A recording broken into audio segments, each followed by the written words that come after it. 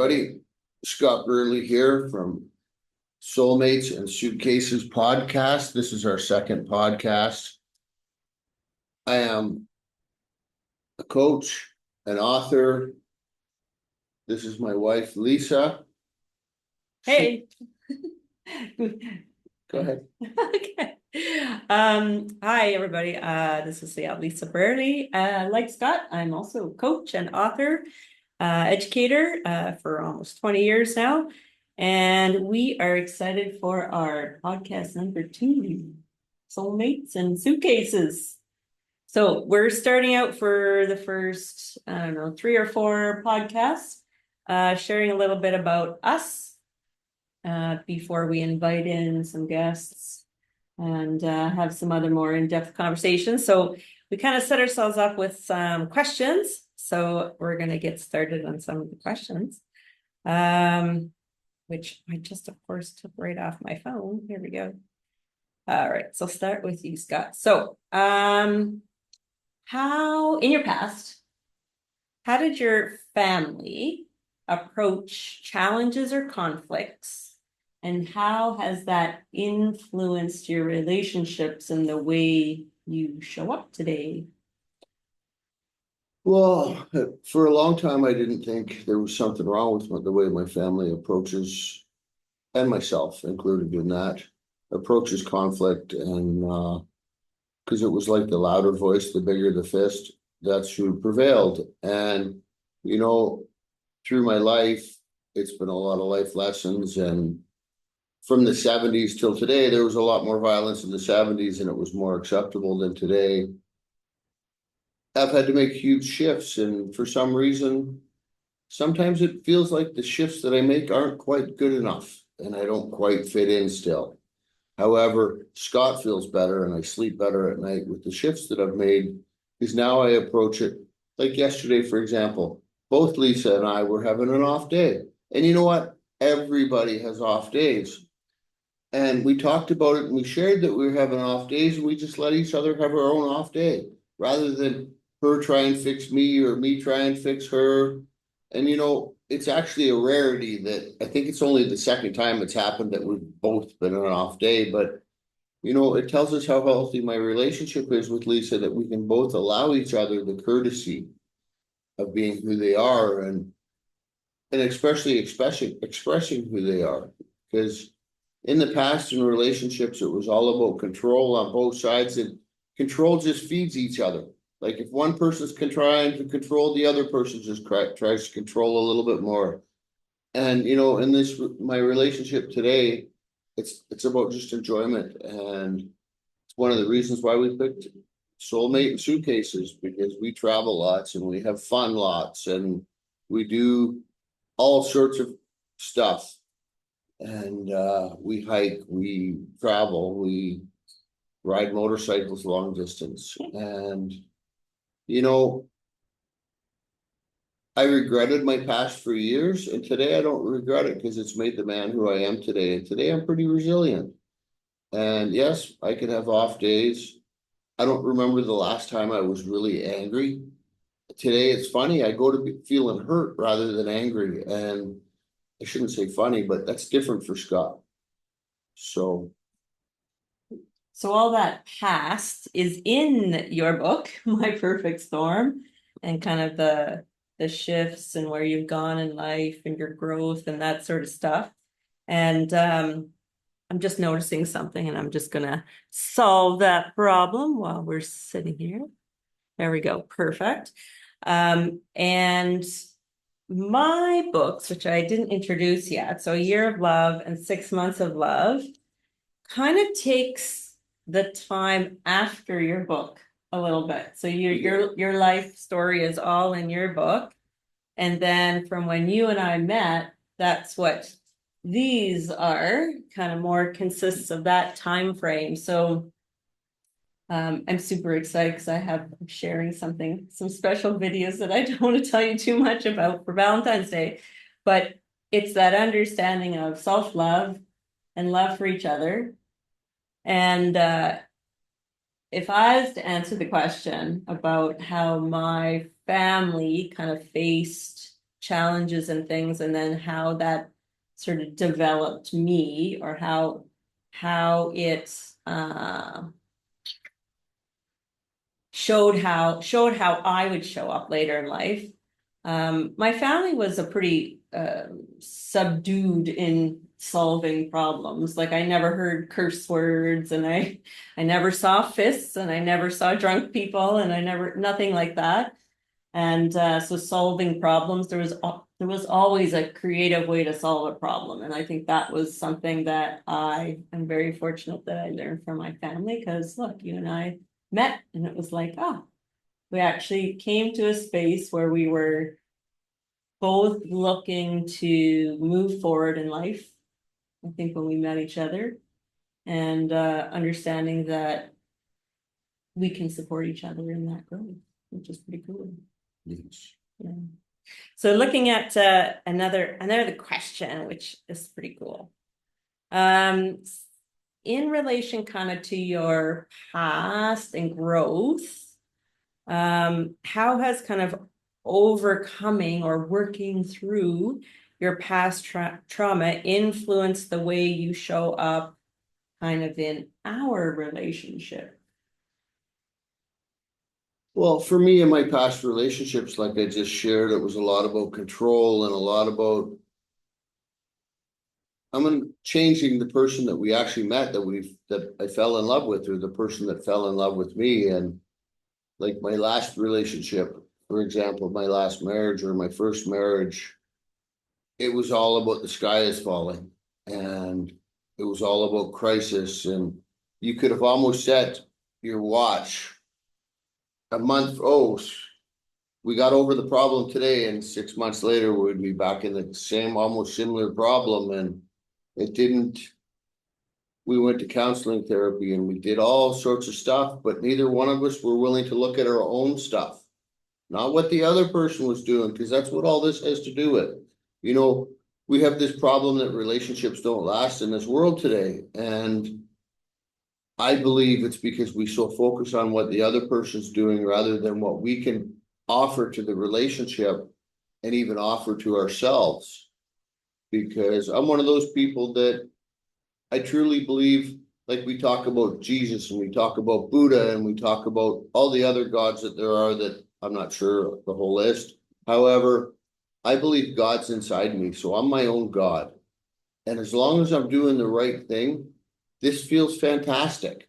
And when I start veering off that, it's when it stops feeling fantastic. And, you know, we're our own guide, and only we can heal ourselves, not anybody else. We need to show up. People can help guide us.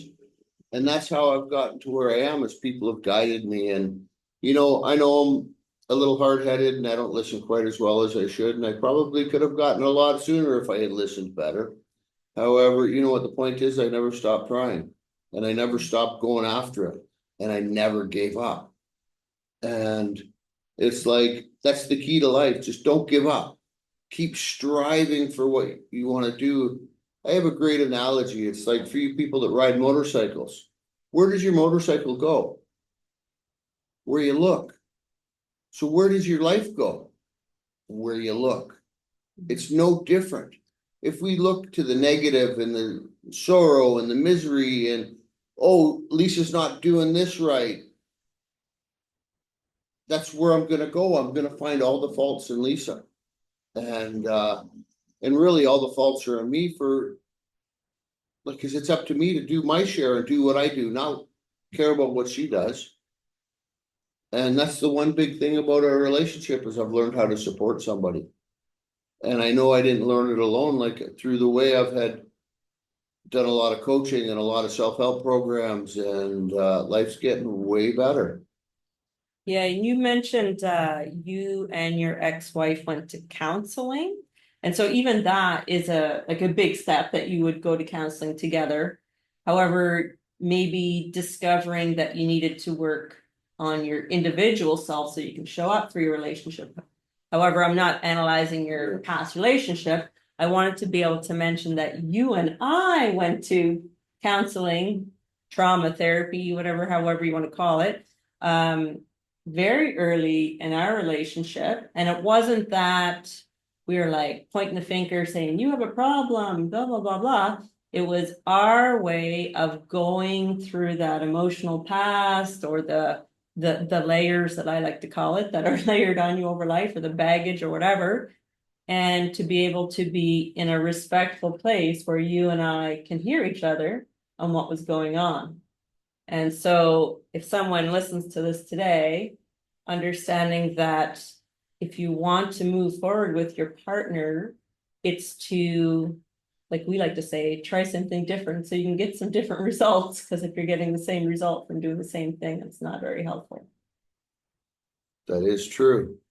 For years, I spent myself in this circle, and I didn't veer from inside the circle of self-help. And it was 12-step programs. And it's not that I don't go to 12-step programs today. However, I never veered out of it because I heard from too many people, all your answers are here. And you know what I found out? For me, all my answers weren't there. And when I found out stretching my comfort zone and doing different things, I could learn different stuff. And some of us get so stuck and so rigid on the way we live life, and I was like that we can't grow. We're stuck because we're too rigid. And, you know, I'm really grateful that I managed to live through the crises in my life to get to where I am. And does that mean I don't have crises in my life today? Absolutely not. I have some health issues going on right now that I find really hard. And you know what? It's going to work out. I'm not sure how it's going to work out, but it's going to work out. And Lisa's supportive with it. And I talk to her and I get grumpy about it. And I'm like, I really work hard at not taking my grumpiness out on her, because my physical healthness has nothing to do with her. I mean, she helps with the stuff that I need to do, but it's up to me to work on it. Not up to her to fix me, up to me.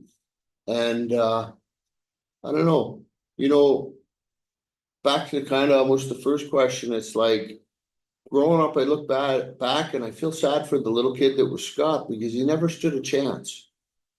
In the household he grew up in, the accidents that he had, and it's all in my book. And I don't know, I found drugs really early and they were my friend, and it was to medicate something that I didn't even know was wrong with me. And this year I kind of got some answers about what makes Scott tick. And I would never have done that if it hadn't been for Lisa suggesting and encouraging me to keep moving forward. And it's the biggest thing. Like, if we don't keep moving forward, we're going backwards. Mhm. Yeah, if we're not growing, we're decaying. And so that's kind of a little reveal on our past lives. So let's look at something maybe more uplifting, although it is important to always recall the challenges you've had, and the successes you've had working through those challenges. So with that, I'm going to ask you, what do you consider your biggest personal success, and why does it stand out for you? Your biggest personal success in life? I would almost have to say getting my family back in my life after almost 30 years and being a positive influence and being able to share Scott's life and be able to listen and be there and not criticize or not judge and look at the past as the past. It's like, I remember when I first started talking to my family again, I listened to the book Untethered Soul from Michael Singer. And he talks about the stories we tell ourselves. And I think about it all the time because my negative self-talk used to be just brutal. Well, whoever gave my head permission to beat myself up? I certainly didn't. However, I ran with it. And so anyways, with that, there was a few people in my family members that I really distrusted and disliked, and the stories that I told myself. And over the years, they got bigger and bigger in my head. And You know, I had to look at the fact that, Scott, this is a story, and is it even really true anymore? Because it was so long ago. How much energy have you put into changing this story or tweaking it that you don't even know what the truth is anymore? And we all sit there and you're gonna go, well, I know the truth, but do you really? And then when I finally talked to my brother, it was enjoyable. And we talked and we told each other our sides and or how we felt about growing up. And it's great to be a little brother, but be the positive influence in my family because I was always just the negative drain. I was a drunk and I was terrorized my family, and I don't want to do that today. I want to build my family up and change this cycle of what my family's stuck in. And so far it's working. Yeah, it's that even though you were the youngest in the family, I like to think of it as you were the biggest in the family because you chose to be brave and to make a goal to kind of break through the past stories and start fresh and move forward, which is huge. That was a huge thing for you, and that's I watched you go through that. You're making this about all about me It's though, not all so about me or about you. well, you're asking me all the questions, so Okay. So for me, what's my biggest personal success and why does it stand out? I think my initial two biggest successes are my children and having children and being able to have happy, healthy children. And my second, however, they're all equal. They're not in any sequence. All equal is coming to a place realizing that I'm worth what I want to do in life, that I'm worthy. And it makes me want to cry thinking about it because so many of us go through life thinking we're dumb, we're not smart, not worthy. Oh, I can't do that, or I'm not capable of doing that. And the term limiting beliefs gets thrown around a lot. And the one way I like to describe it is that I realized that, I was born perfect. Like we're all born perfect. And over time, we're layered, kind of feeling layered with everybody else's expectations or how we should be or how we need to be or whatever that is. And we come to think that that's us. And so I'm now on a journey of peeling back all the layers to kind of rediscover the little kid like me yesterday, putting my fingers in the blender and looking at the chocolate pudding. Just kidding, but anyway. no, No. she's not. But coming to a place of celebrating who you are as a person and being okay with who you are as a person. Um, Another word that's thrown around is that authenticity and being authentic and rediscovering you and the person you're proud to be. You have a question for me? That's because I have my phone up close for me to look at. Can you share a story about a time when you felt completely defeated and how you found your way back? Ooh, I think one of the biggest hurdles, actually not biggest, but a hurdle I went through that um it was all about infusing confidence in me. So I don't know, 13 years ago or so, I decided I was taking Zumba classes with my friend Corinne, and we used to have a blast doing it. And I teach young kids, grade 1, 2, and I'm like, I think I can be certified to be a Zumba instructor, but that scared the bejeebers out of me. And because, you move and groove your hips and shake what your mama gave you and all that good stuff. But I went on the weekend and was certified as a Zumba instructor. And I came to a place of I never wanted to actually do it as a job because I felt like this creative, love what I do. I don't need to collect money for that. And so I decided I would take what I learned as a Zumba instructor and use it in my school that I was teaching. So at first I began having like a workout little thing at lunch for any kids who want to come at lunchtime. And then in the last 5 years or so of my teaching career, I actually decided to ask students every year at the first of school year, tell me your favorite song. And throughout the school year, we would dance. So I loved that I could use that kind of big decision I made to be certified for fun. And so that was important to me. Yeah.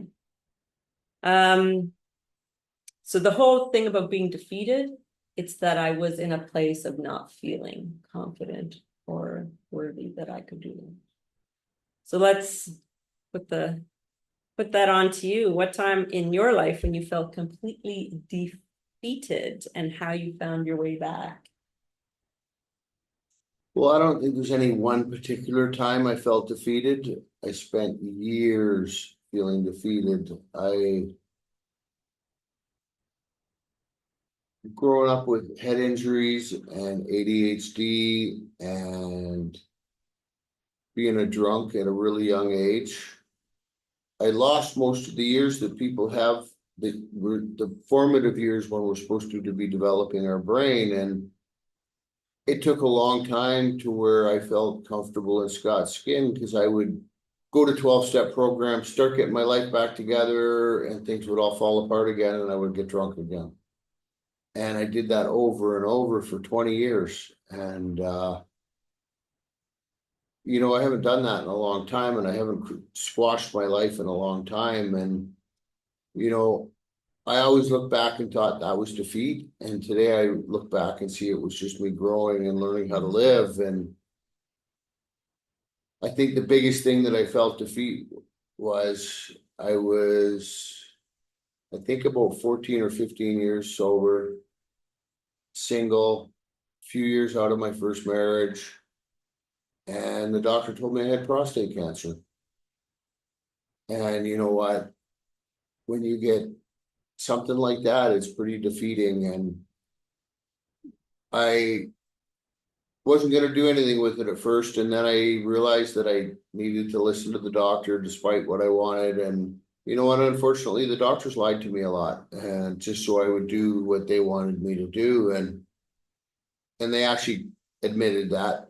However, it's like fast forward a few years, I found out it's back and just a little bit, and it's just starting to grow. And I remember riding my motorcycle. I was on this island called Koh Tao in Thailand with Lisa, and I'm riding the bike by myself. She was doing something else, and I'm just enraged that this is back because my life's finally under control and I'm loving life. And I've fought absolutely everything in my life, and I realized I don't need to fight this. I just need to show up. And is it easy? No. If my count's gone up a little bit and I'm doing okay with it. And I have a lot of experience in life and a lot of to offer people, and I know that. And I really hope one day that like our coaching business is just starting to take off, and I'm really hoping that it takes off so I can help people and help them get to where I've gotten to in their lives, not where I've gotten to, but to a place that they're comfortable. And so, yeah, that's my biggest defeat because and I've struggled for years. Like, I don't really want to go into the depths of it on a video, but it's all in here. I was just gonna say, if we know a small percentage of people come to coaching, come to therapy, right? Or seek help, or maybe are consistent with help, or if this help doesn't work, maybe finding something else. We know that number is often quite small, and thank goodness the stigma of going for some support is kind of fading a bit in terms of, reaching out for help. But I think through sharing our stories in a book, it gives people a space to process even hearing what we wrote and reflecting on their own life. And, we're more than welcome. If you ever want to contact us, connect with us and ask us questions about our life, our book, our story, what we think. And maybe then we can support you in moving forward to where you want to go in life. Because, some of the books even that we've gotten on Audible, which unfortunately our books are not there yet. We've listened to them several times, like processing, thinking, connecting. So even, like I said, just even our story, being able to be out there can help other people. So I will ask myself this question first, and then Okay. you can answer. How do we practice self-awareness? And how has kind of practicing self-awareness changed the way I interact with others? So I've been working through probably this last, 6 months or so on really being able to clarify my values in life. And I've kind of gotten a top 3 values. And I think because I value those in me, that I'm able to then sort of feel more confident in interacting with others. And so my top 3 values are number 1, well, not in any particular order necessarily, but I'll just put them in order. Number 1 is health. So choosing, healthy food, having healthy space, downtime, go out and adventure on a bike, or having time to swim in the pool, whatever it is. So health in some manner. Learning. So reading, watching podcasts, learning how to I'm learning how to make videos and stuff like that. So learning is a big one. And the third is love. So showing up with a positive mind frame and loving people, whether they're ready to be loved or they love themselves. That's another thing. But showing up with love. I think that those are my top 3 values in terms of my self-awareness and understanding that those are the top 3 things I see in myself. And just looking at our time, because we do want to make sure this is a 20-30-minute podcast for you. And so, Scott, what is your things that you practice for self-awareness and how it has changed the way you interact with others?